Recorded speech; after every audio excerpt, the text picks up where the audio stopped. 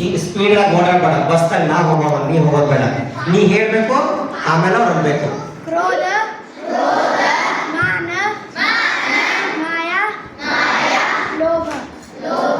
ಹಾ, ಕೂತ್ಕೊಳ್ಳು. ಇನ್ನ ಗತಿಗಳೆಷ್ಟು? ಗತಿಗಳು ಹೇಳಿಲ್ಲ. ಯಾರಿಗಾರ ಗೊತ್ತೈತಿ? ಕಷಾಯಗಳು ಗೊತ್ತಿದೆ, ಗತಿ ಗೊತ್ತಿಲ್ವ ಯಾರಿಗೂ? ಗತಿಗಳು ಇದ್ದಿರೋರ ಇರ್ಲಿ, ಆಯ್ತು ಒಂದ್ಸಲ ಹೇಳೋಣ ಅಂತ.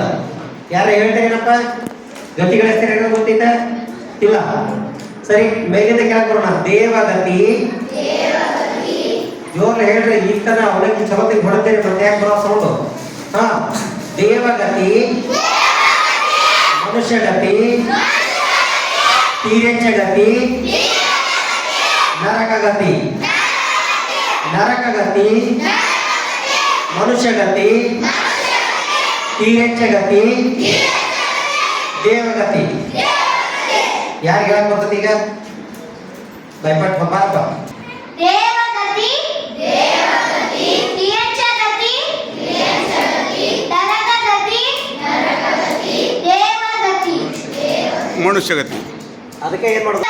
ಮ್ಯಾಲ ಕೆಳಗ ಫಸ್ಟ್ ಹೇಳಿದ್ರು, ಆಮೇಲೆ ನಡುವಿದ್ ಹೇಳಿದ್ರು ಅಲ್ವಾ? ಯಾವುದೇ ಕ್ರಮದಲ್ಲಿ ಹೇಳ್ಬೋದು, ಬಟ್ ಬರ್ಬೇಕಷ್ಟ. ಹುಡುಗರು ಜಂಕಟೆ ಯಾವಾಗಲೂ ಒಂದು ಹೆಜ್ಜೆ ಮುಂದೆ ಅಂತಿರ್ಬೇಕ, ಮತ್ತೆ ಗಪ್ಪ ಅದಿರಲ್ಲಪ್ಪ. ಇನ್ನೊಂದ್ಸಲ ಹೇಳ್ಬೇಕು, ಬರ್ಬೇಕು. ವಿರಾಜ್. ಆಮೇಲೆ ಇದು ಹೇಳೋದೊಂದು ಸ್ಟೈಲ್ ಐತಿ. ಹೆಂಗೆ ಹೇಳ್ತಾ ಅಂದ್ರ ಗಪ್ ನಿಲ್ಲಂಗಿಲ್ಲವ, ಹಿಂಗ್ ಜೋಕಾಲಿ ಆಡ್ತಿರ್ತಾನೆ ಹಿಂದ ಮುಂದ. ನೀ ಏನೇನು ಹೇಳಿದ ಎಲ್ಲ ಜೋಕಾಲಿ ಆಡ್ಕೊತಾ ಇದ್ದಾವ. ಇಂದು ನೋಡೋದು ಏನಾಗ್ತದೆ. ಹಾ, ದೇವಗತಿ, ನರಕಗತಿ, ತೀರ್ಛಗತಿ, ಮನುಷ್ಯಗತಿ.